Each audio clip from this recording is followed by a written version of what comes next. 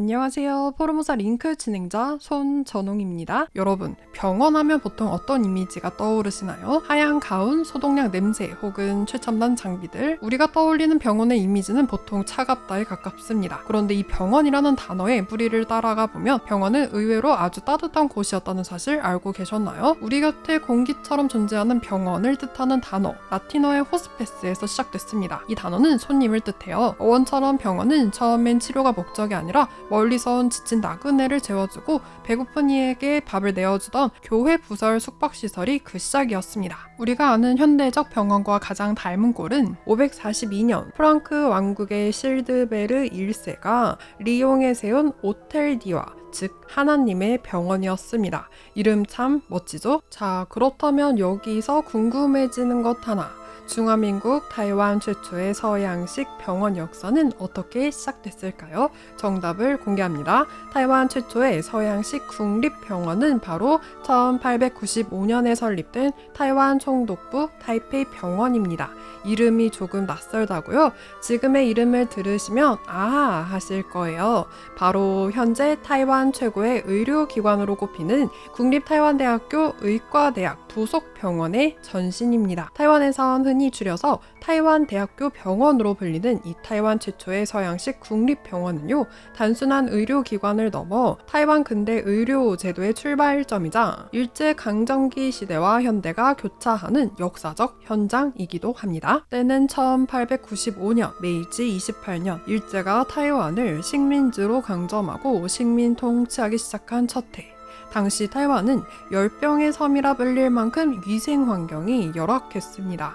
페스트, 콜레라, 장티푸스 같은 풍토병이 만연했고 일본인들조차 목숨을 잃을 정도였죠. 이런 상황에서 일본은 자국 내 근대화 과정에서 발전시킨 위생 의료 제도를 타이완 섬에도 도입합니다. 바로 그 첫걸음이 타이완 총독부 타이페이 병원, 오늘날 타이완 대학교 병원의 전신이었습니다. 1895년 다다오청의 민가를 빌려 목조 건물로 시작한 타이완 총독부 타이페이 병원. 하지만 이듬해 패스트가 대유행하면서 병원은 피병원, 즉 격리병원으로 바뀌게 됩니다.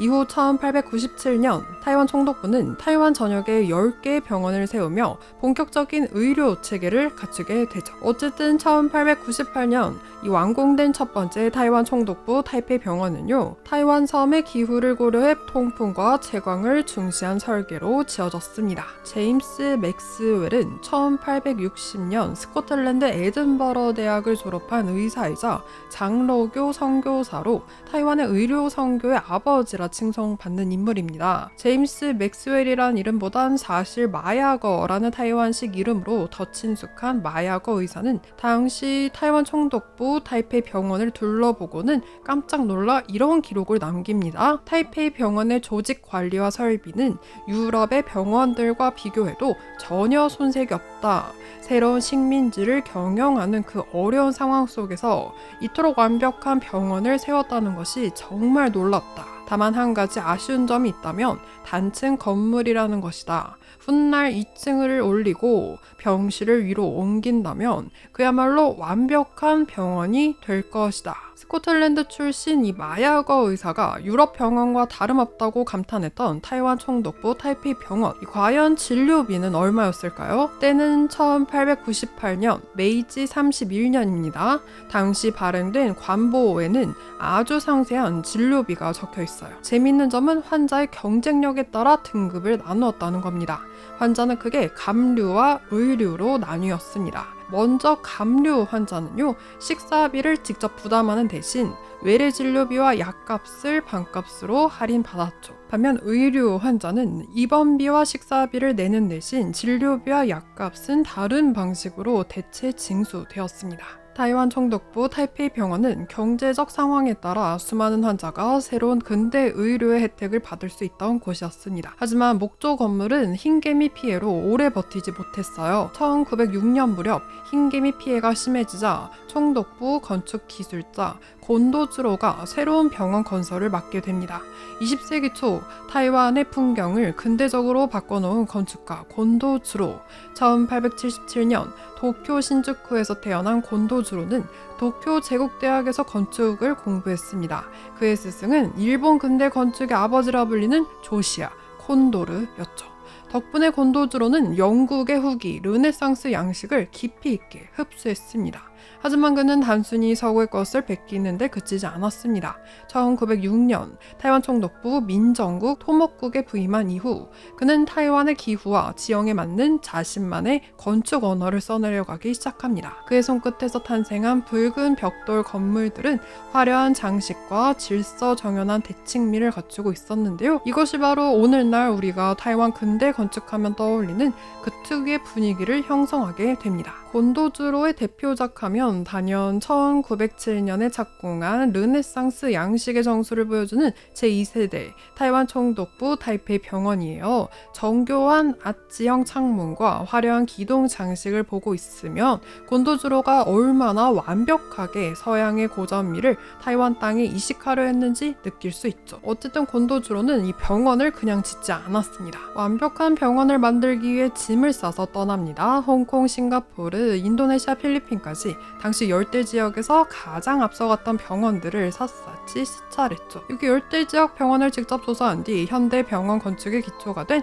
이른바 어골형 평면이라는 독특한 구조를 도입합니다. 영국 해군 병원에서 시작된 이 천재적인 설계는 중앙 복도를 두고 양쪽에 병실을 배치하는 방식으로 병원 전체가 정원을 품게 만들었습니다. 환자들은 병실에 누워 사계절의 정원을 볼 수 있었고 두꺼운 벽돌벽은 전염병이 번지는 것을 물리적으로 막아주었죠. 새 병원은 높은 천장과 넓은 회랑으로 쾌적한 환경을 제공했어요. 높은 천장은 환자들의 마음을 편안하게 해주고 당시로선 혁명적이었던 전등과 실내 전화기도 설치되었습니다. 여러분 잠시 상상해보세요. 100년 전 타이완의 환자들은 이 붉은 벽돌 복도를 걸으며 시내로 전화를 걸고 밝은 전등 아래에서 치료를 받았습니다.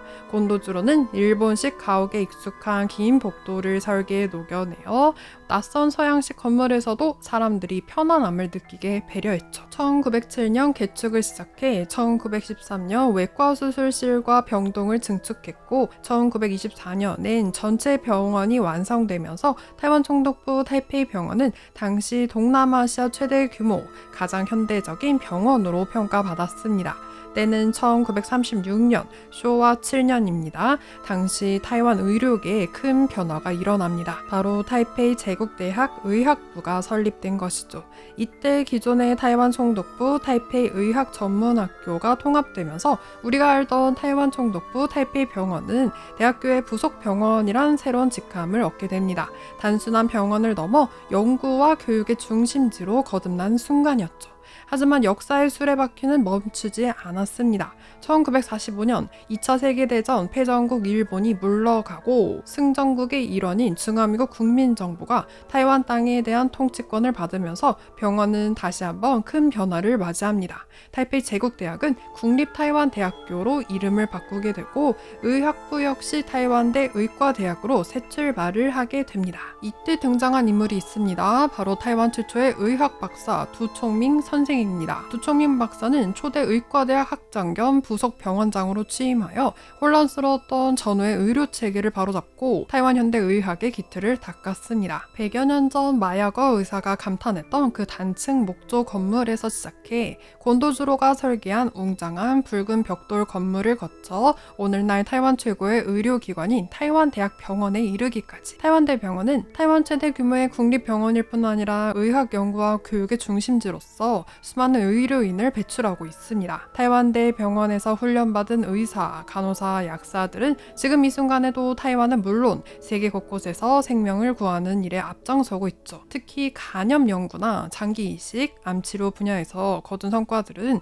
국제적으로도 역시 타이완대 병원이다라는 찬사를 받고 있습니다. 지금의 타이페이시 중정구 창덕거리 2로에 자리한 붉은 벽돌로 지어진 타이완대 병원 구관은 타이완 근대 의학의 발전을 증명하는 중요한 중요한 역사적 증거로 수많은 의료 인재가 이곳에서 배출되었고 타이완 의료의 상징으로 자리 잡았습니다. 그 가치를 인정받아 1998년 3월 타이페이시 시정고적 문화재로 지정되어 여전히 우리 곁에 숨쉬고 있습니다. 단순한 병원이 아니라 인간에 대한 고민이 담긴 거대한 예술품인 셈이죠. 이번 주말 타이완대 병원 구간의 붉은 벽돌 복도를 따라 100년 전의 신선한 바람을 느껴보시는 건 어떨까요? 타이페이에서 RTI 손전홍입니다.